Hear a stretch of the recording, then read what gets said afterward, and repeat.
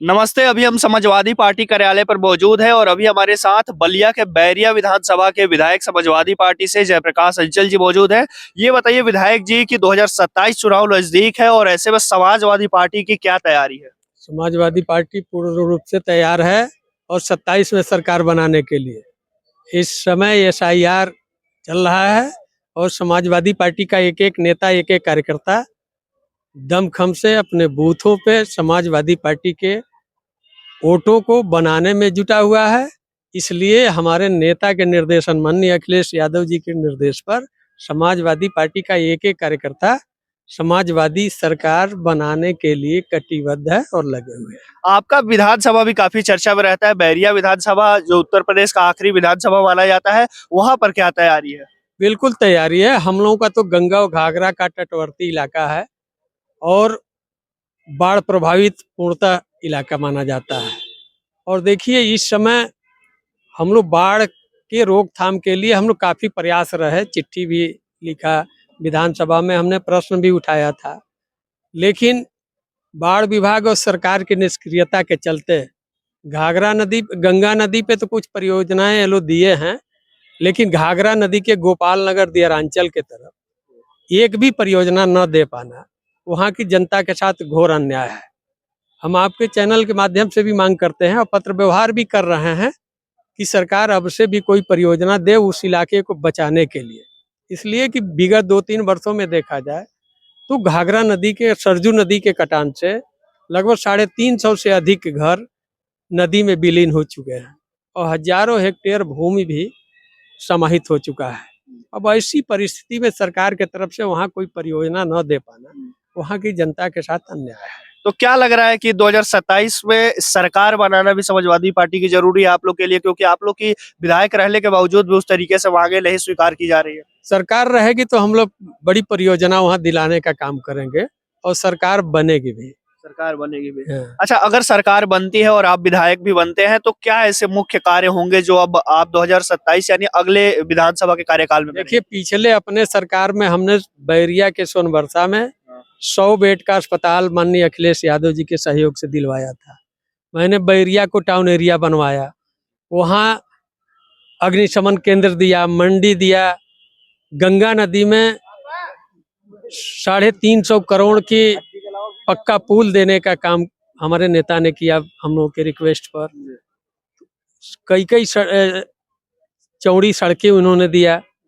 तो जिस तरह से हम लोग 12 से 17 के बीच में बैरिया का चौतरफा विकास करने का काम किए, उससे भी आगे बढ़ करके हम लोग 27 में सरकार बनने के बाद बैरिया का समुचित विकास करने का काम करेंगे। ये आखिरी प्रश्न होगा कि आयुष यादव की वहां पर एक बलिया में हत्या हो गई, वो काफी चर्चा का विषय बना हुआ है, उस पर आप क्या कहेंगे? देखिए, वो उनके परिवार के साथ सहानुभूति हम लोगों की है। हम लोग गए भी थे जिस दिन घटना घटी थी, उस दिन हम लोग गए थे उनके दरवाजे पर।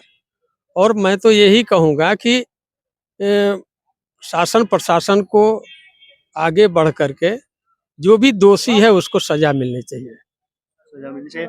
क्या लग रहा है कि ये जो कानून व्यवस्था पर बार बार सवाल खड़े हो रहे हैं? देखिए, बलिया अब अशांत हो गया है।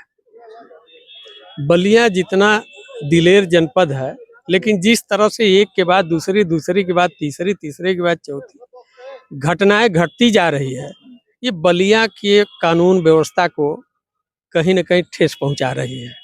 वहाँ कानून व्यवस्था शासन प्रशासन के नियंत्रण से बाहर हो गया है।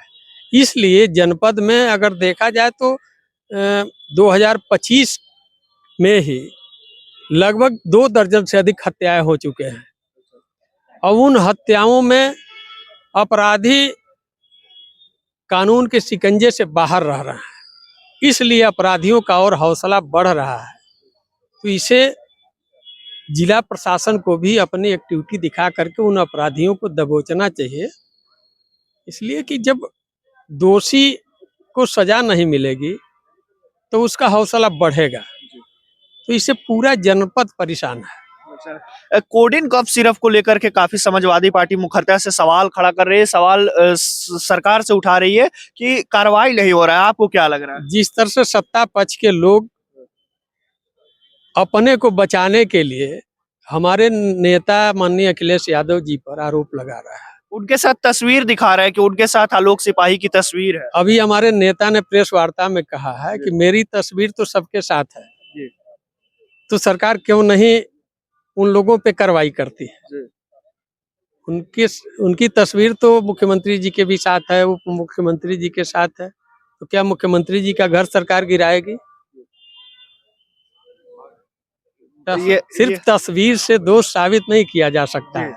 इन्होंने तो मांग किया है पुरजोर तरीके से कि जो दोषी हो उसको सजा मिले, दोषियों का घर गिराया जाए। मैं कहाँ मना करने जा रहा हूँ।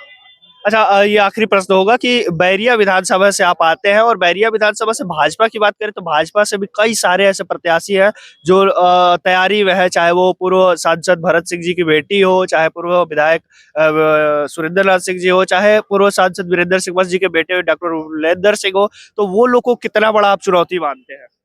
देखिए, चाहे जो भी आए, समाजवादी पार्टी वहाँ बम्पर वोटों से जीतेगी और उत्तर प्रदेश में सरकार बनाने में बैरिया का समाजवादी पार्टी के सरकार बनाने में जरूर योगदान होगा।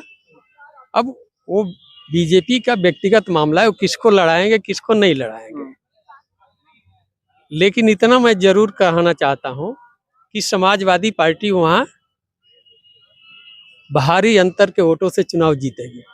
ये बताइए कि वो पूर्व सांसद के बेटे डॉक्टर उलेंद्र सिंह जी एक किसान एकता रैली निकाले, वो कह रहे हैं कि किसानों की जो नुकसान हुआ है उसको अभी मुआवजा मिला नहीं है और हम उसके लिए लड़ाई लड़ रहे हैं। तो सरकार तो उन्हीं की है। मैंने तो माननीय मुख्यमंत्री जी को पत्र लिखा है। किसानों की मोथा तूफान से किसानों की फसलें बर्बाद हुई है, धान की, मक्के की, सब्जियों की। उसके लिए मैं कई पत्र लिखा हूँ माननीय मुख्यमंत्री जी, प्रमुख सचिव आपदा को, मुख्य सचिव को, आपदा आयुक्त को मैंने पत्र लिखा है कि किसानों की फसल बर्बाद हुई है, उसका सर्वे करा करके आप मुआवजा दीजिए। तो सरकार ने मुआवजा क्यों नहीं दिया, क्यों नहीं सर्वे कराया? और वो तो उन्हीं की सरकार है। जब उन्हीं की सरकार उनकी बात को नहीं सुन रही है तो वो तो खुद विवश हैं आंदोलन करने के लिए, तो उसमें विपक्ष का क्या दोष है? विपक्ष तो अपनी बात कह ही रहा है, सरकार तक पहुंचा रहा है। हमारी जिम्मेदारी है किसानों के हक में उनके क्षतिपूर्ति दिलाने के लिए पत्र व्यवहार के माध्यम से, विधानसभा के माध्यम से हम तो मांग कर रहे हैं कि उनको मुआवजा दिया जाए, इसलिए कि काफी फसलें किसानों की बर्बाद हुई है। आज किसान खाद के लिए रात रात भर लाइन लगा रहा है, लाठियां खा रहा है। इस सरकार क्यों नहीं दे पा रही है? किसानों की फसल की एमएसपी की बात सरकार ने की थी कि हम किसानों की आय दोगुना कर देंगे। अभी तक तो दोगुना नहीं हुआ, किसानों की लागत दोगुना हो गई है। तो लागत दोगुना हुई है तो ऐसी परिस्थिति में किसानों के साथ सरकार कहाँ खड़ा हुई है?